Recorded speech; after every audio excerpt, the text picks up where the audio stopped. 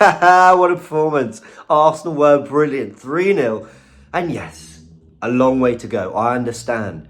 But well done, Arsenal. Because for those who have just a smidge of hope left, and I do, although I mean hope for a good season, I suppose, that's the kind of performance you need to see that makes you go, yeah, we are a good team still. I knew we were a good team. I knew we'd prove that this season. I actually like to give myself some credit for saying that a lot on AFTV, on the Goonerverse and all that. The title of the Goonerverse podcast with Sharoy was "We Can Still Have a Great Season." But I didn't know whether that was going to show itself in the Premier League, whether I was looking more at sort of other competitions, but I just felt that this Arsenal team's story for this campaign wasn't done yet. And look, it's only a 3-0 win at home to Forest, but Forest have been very good this season, and we needed a performance that would fuel some of that hope that I and some others have too. So well done, and it coincides with the return of Martin Odegaard. Now, I asked a question on Twitter, and I actually need to read the replies, but let me ask you all, I want to know in the comment section below. Did Mikel Arteta make a statement in his 11 and his subs?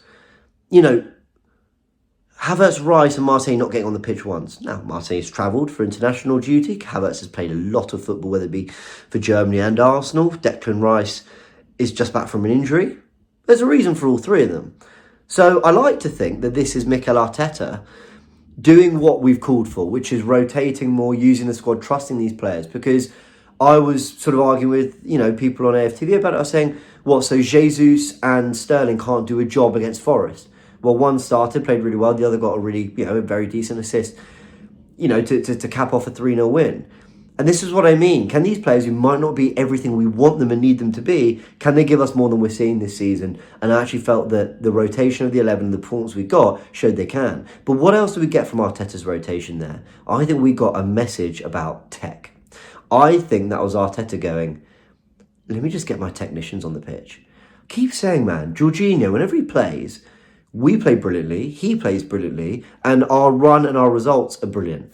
Why does he not play more football? Why does he seem so reluctant to use him? I think that's true of a few players, but I think Jorginho's the best example. But in this game, the players that came in, Jorginho, Marino, not expected to start. Trossard, Jesus, not expected to start. We thought Havertz and Martinelli.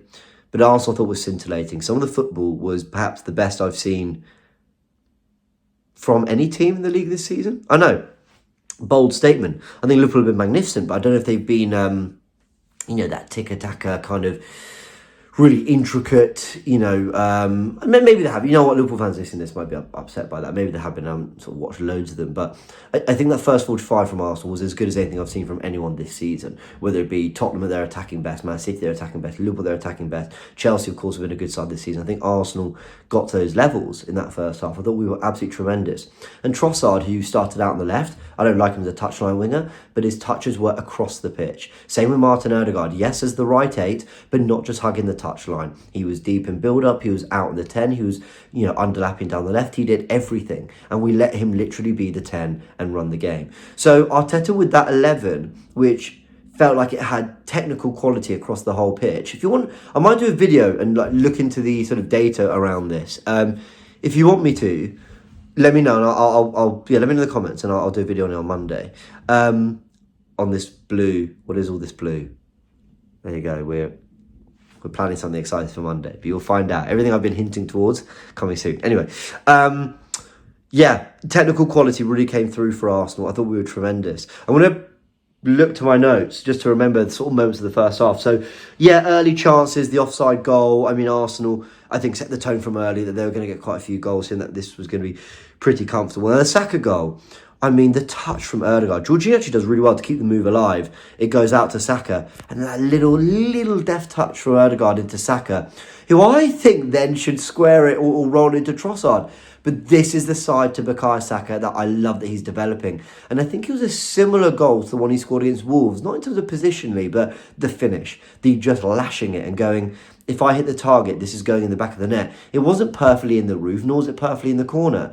But it was ruthless from Bukayo Saka. And I love that he's developing that edge to his game as well. He darts around a few players, works it on his left foot, and it's a brilliant, brilliant finish. It's a brilliant goal. Martin Odegaard with the touch, and Saka, who I thought was tremendous on the day as well, getting that goal. The rest of the first half was just really comfortable. Some beautiful football, some lovely 1-2s, reverse passes, third man runs, all the kind of stuff that makes for brilliant, brilliant, brilliant brilliant football, and Arsenal were entertaining the Emirates. Only 1-0, could have been more, but I think at half-time, usually you can go into a game 1-0 up at half-time and thinking, oh, the chances we had, should we have got another, should we have done more? But I was sat there very comfortably. I thought, we look totally in control here, and if Arsenal play anywhere near that level in the second half, even if we drop off a touch, we'll be fine. Now, a couple silly yellow cards I really felt the referee was being a bit harsh on for both Arsenal and Forest players. But then Jorginho came off, Partey came on, and Partey obviously gets the goal fairly into the second half. That's 2-0. Game, set and match. It's a really, really good strike, and Arsenal are pretty comfortable at that point. Was that an assist for Bukayo Saka? It's a goal and an assist for Bukayo Saka, which shows you how good Martin Odegaard was, because yes, he got the assist, or an assist, the assist for the opening goal. Saka technically put up more GA and output, but Odegaard was just running the show, and he was absolutely magical in this game.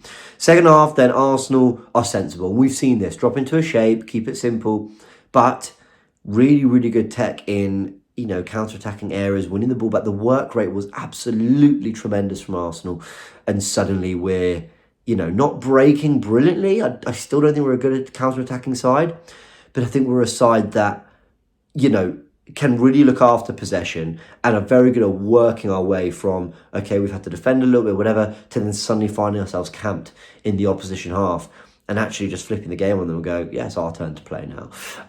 So yeah, very, very accomplished professional second half from Arsenal. Let's look at some other notes. What else was I going to mention? Yeah, Jesus had a shot just wide for some brilliant football in the first half. What else? Mentioned Partey's goal. Right, so the subs were interesting. Let's talk about this, and then we'll go through the players in a little bit more detail. Now, the subs are fascinating because, like I mentioned, Rice, Martinelli, Havertz didn't come on, and we explored the reasons why that might be. We did see instead Kivior, the last sub, Zinchenko and Partey with the first two, and Sterling and Nwaneri. Now, apart from Sterling taking a pretty poor first touch in the game, I thought he was fine. You know, when he got the ball, there wasn't too much for him to do, but he did okay. What I really liked was that cutback for Nwaneri. Really kind of good awareness, and that was the kind of stuff he was doing well when he was a right winger in his prime at Man City, was actually not just firing it across goal, but picking someone out. Nwaneri comes on and nearly scored with a brilliant moment when he takes it past Murillo, just dancing around him, and then went for that far corner. But then even better when Sterling tucked it back and Nwaneri just side-footed it into the near post. He doesn't look 17 in performance. He doesn't look 17 in, like, he just doesn't look 17. He looks older than me. Well, I'm a bit baby-faced, though. He just looks, he fills the shirt out, and he just looks ready to contribute in every level. Work rate, tech, whatever it might be. Get him on that pitch more. But I'm delighted that in the 10-15 minutes he did get, he was able to get a goal, because I just think his cameos have deserved it, really. So really good on him. I think he scored another great goal, had a really great moment on international duty as well. So he's a player in form, whatever level you're asking him to play in. The rest of the 11, I mean, Raya, very accomplished. Saliba, Gabriel, just so solid. Timber, love watching him play. Calafiori, love watching him play. I think the back four, largely untroubled, showed just real control in everything they did today. You're then looking at Jorginho. I thought really, really great in possession at times. I think it was right to take him off, though, and not let the game become a little bit sort of, you know, remove the jeopardy, I guess.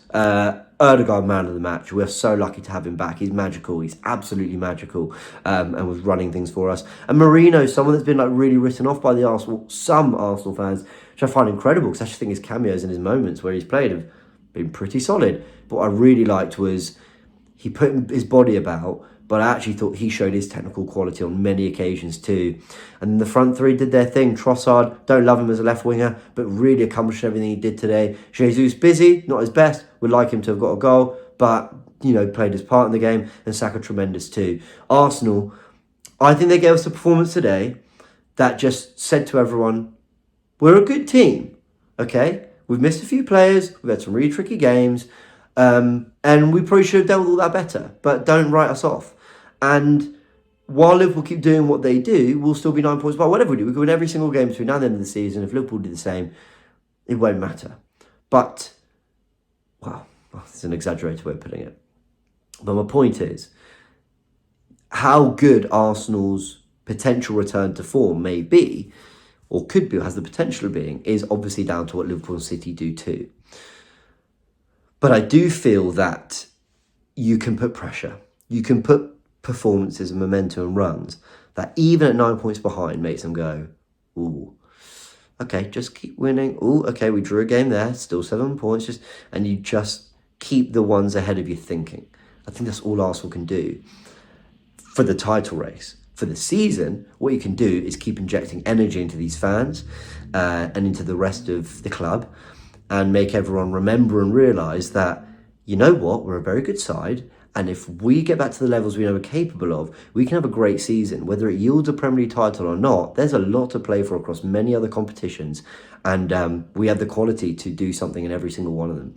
So I'm glad that Arsenal are rediscovering their form, hopefully, or at least showing signs that they could be, before it's like criminally too late. And it felt like we were flirting with that 2 weeks ago. But here we are. Good win. Well done, Odegaard. Well done, Saka. Well done, Arteta. Well done, Arsenal. Big 3 points. Let me know your thoughts in the comment section below.